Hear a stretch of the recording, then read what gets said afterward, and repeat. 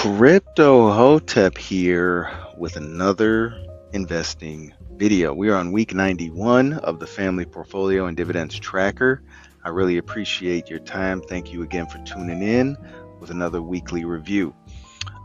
If you're unfamiliar with these videos, go to my channel, go to week number 1. That's where all the magic happened, and that's where I go over my whole methodology, my strategy, and the overall premise of these videos.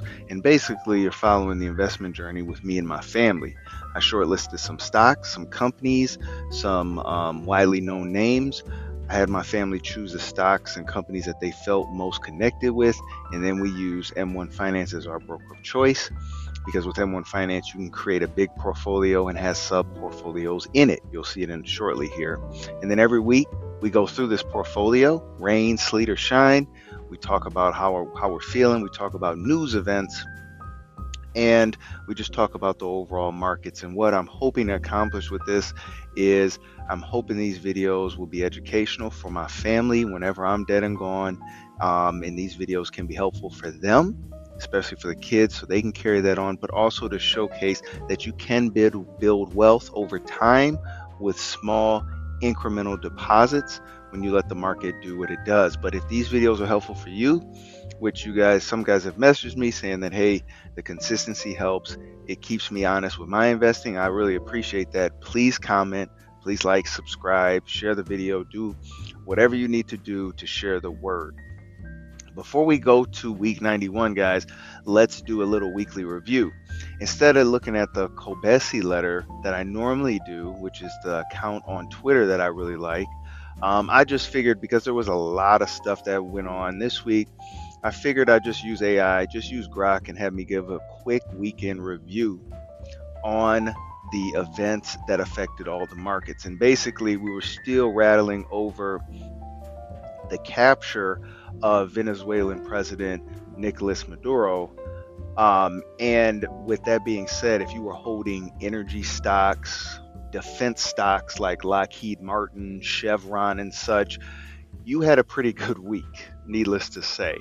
Holders of those stocks saw a huge uptick in price appreciation with those assets. Oil settled a little bit higher by week's end as well. But we also had jobs data. So we had the non-farm payrolls come out actually today, and we had unemployment rate that came out today. And I'm going to switch here to show you. So with the non-farm payrolls, we actually came out less than what was expected. That's a little bit bearish. We don't really like to see that. That's a softening of the labor market. And what that means is we were expecting to add 60,000 jobs, and we only added 50,000. So we were net a negative 10K. On the unemployment side, though, we were the positive. So we were expected to hit a 4.5% unemployment rate, and we actually hit a 4.4%. So that's lower, but that's actually a good thing, because that means that the economy somewhat is helping the regular working person, right? So if the unemployment rate is down, that means more people are working, more people are contributing to the economy, and that's overall bullish. If the non-farm payrolls are down, that means that there are less people working. So it's really a conundrum when you have, both of them doing the exact opposite. So a lot of analysts are saying, because of those softer numbers on the jobs data, that may push for Fed rate cuts in the upcoming weeks here. So that's something to watch out for. No major Fed decisions, nothing like that. And then we have had ongoing booms with AI per every other week that we've had with Nvidia, AMD, and big shout outs to actually Google. Google surpassed Apple for number 2 on the most or the biggest market cap for a company. So shout outs to Google for that. Before we go to week 91, we're going to go to week 90, and week 90 saw us with a balance of $3,788.74. That's a money weighted rate of return year to date of only negative 0.48%. Our dividends earned were only $0. We haven't earned any dividends yet, and our market gain is a negative $18.43. What are we looking like for this week? So this week we actually look pretty good. The markets did us justice here, so our portfolio boosted up now $3,886.30. That's a money weighted rate of return year to date now of 2.04%, which is fantastic. I know that may not seem like a lot, but again, we're using year to date numbers. The year just started, so we're already above 2%, which is insane. So if we look at this, our market gain is $77.82. We still haven't received any dividends yet, so we're still waiting on those dividend payments. So what has happened? Let's see if we have any activity here. So I would say the biggest activity that we did have between last week and this week is this Pepsi dividend here. This Pepsi dividend is probably the biggest dividend payout for anybody. This is for my wife's portfolio. It's $1.31. I know that doesn't sound like a lot, right? I know it doesn't. However, one thing let's do this. We're gonna filter this activity out. We're gonna go here and then we're gonna filter this out. I know this is a little bit hard to read because of the background, and we're just gonna do dividend only. Okay, so this is what I mean when I say dividend investing is a marathon and not a sprint.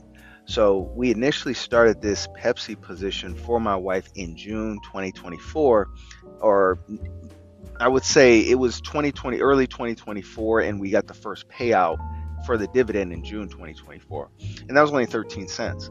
And then from that point in September, 14 cents, January 2025, 25 cents, 43 cents, 78 cents, $1.03, and now we're at $1.31. Seeing these dividends just continuously go up every quarter, that gives me motivation to keep doing what I'm doing.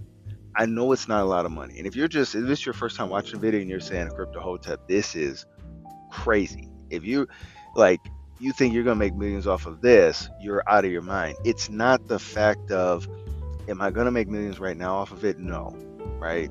Dividends is more of playing the long game. And if we increase our position and increase the money that we put into Pepsi, this will increase. And remember, we didn't have to do anything to receive this money. It's not free money in the sense everybody thinks dividends are. They aren't. However, we didn't do anything but hold Pepsi to receive this money, or my wife did, I should say. So it's just something to keep in mind. But very proud of that position and that dividend payout. So big congrats to my wife on that. But other than that, it's kind of slow. So let's go bottom to top here. Everybody is in the green year to date. You love to see that. And let's go to our middle. Our middle has the highest year to date percentage out of anybody. And look at this percentage. We're over 5%, 5.25% year to date for our middle. Money weighted rate of return of 5.25%, balance of $535.30. Again, no dividends. We don't have to worry about that. But look at this. Now, remember what I said, guys. Last year when we were doing these videos, I said Target, you got to watch out for, and then Costco and Amazon. These three you have to watch out for. These were our middle's Achilles heels last year. And that's where our middle has been, knocked down so much in ranking, if you will. But our middle also has the highest year-to-date percentage currently right now. So I think, again, I mentioned this before, I think Target 2026 is going to be a breakout year for Target. It's going to be a recovery year. That's what I truly believe. Costco, you never bet against Costco at all. They released fantastic earnings, fantastic sales numbers per usual. And then Amazon is going to surprise people. Google, we already know what Google's doing. Starbucks is another turnaround. And then you got to watch out for Tesla. Tesla's volatile, but it's going to do something here. And Sony's going to do what it does. Sony was actually our middle's best performing asset last year. So it makes sense for it to be cooled off right now. Not worried about this at all. Okay. But overall, this is a fantastic portfolio. Overall, 5% already. Year to date, and the year just started.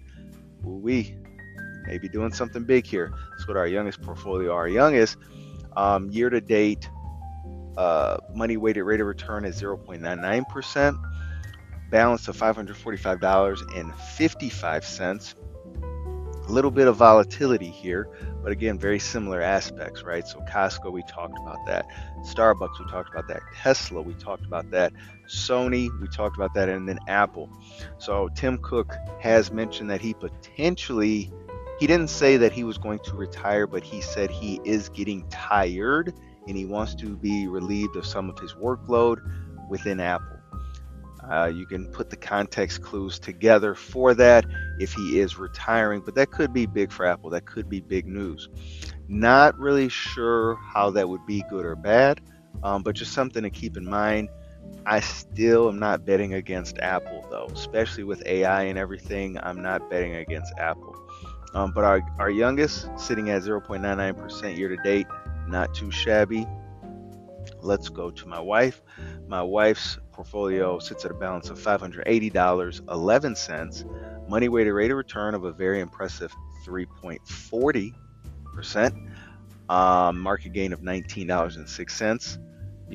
Google is showing out right here. We already talked about Pepsi. Pepsi is down. They just did that payout. So that's common with dividend stocks. Usually price decreases based on the payout for dividends. So that makes sense. I believe this will recover nicely. Watch out for Pepsi. Celsius doing its thing, over 15% year to date already. I think Celsius is just starting to move now, so watch out. I said this at the end of last year as well. Tesla doing nice, and then Microsoft, we again are building that position with Microsoft and steadily just buying into it as we go. Let's go to our oldest. Our oldest has a balance of $1,089.63. Money weighted rate of return of 0.33% year to date. Market gain of $3.61. Similar case here with Apple, Costco. McDonald's looks pretty good, 0.58% up year to date here. And then Tesla, we've been speaking about that. So looking not too shabby here, still above 1,000. Still love to see it. All in all, pretty good. And then my stocks are actually doing pretty well here. I am up over 2.08% year to date, money weighted rate of return, which is pretty good. My balance is over $1,135.71. Market gain of $23.16. And it looks like my portfolio looks like it's carrying on from last year. So, technology is the big heavy hitter, but consumers and staples right now is up over 8.97%. And I figured this was going to happen. Some of the more value plays that I have in my portfolio, not just tech heavy, right? So I think some of those value plays that weren't really on everybody's radar last year, I think you're going to see them peek their head out this year. So, Lowe's being one of them, Costco being another. We can also look at other items like some industrials and energy here, like with Waste Management and Cintas. Watch out for these as well. These are big names. They're dividend payers, and they're very boring companies as well. But I think those value plays are going to be huge this year, because it looks like they took a year off last year. So watch out for that. Technology is still good in my book. I just have Microsoft and Google there. Finance. I think we're going to get on a good footing with Visa and Moody's here. So love to see that. Real estate, I stay with O Realty Company for my real estate income, and I'm going to be sticking with them the whole year. Pharmaceutical, we are down, unfortunately. It's AbbVie, but AbbVie was one of my best performing assets last year. So I believe I mentioned this in either last week's video or the week before that I felt AbbVie was going to take a little pause. It may take some time off here, and we may be negative, which we are right now, but that won't last. So again, all in all, I feel really good about my portfolio. Very, very surprising though, up over 2% already. I mean, that could change next week, but all in all, very impressed here. So again, guys, for week 91, we are at a balance of $3,886.30, almost at 4,000, guys, almost at 4,000, with the money weighted rate of return year to date of 2.04%. That equates to a market gain of $77.82. No dividends earned as of yet. We are waiting. We want those dividend payments. But guys, if this video is helpful at all, please feel free to like, subscribe, comment, hit that notifications bell so you know when I'm making these videos. And as always, thank you guys and happy investing.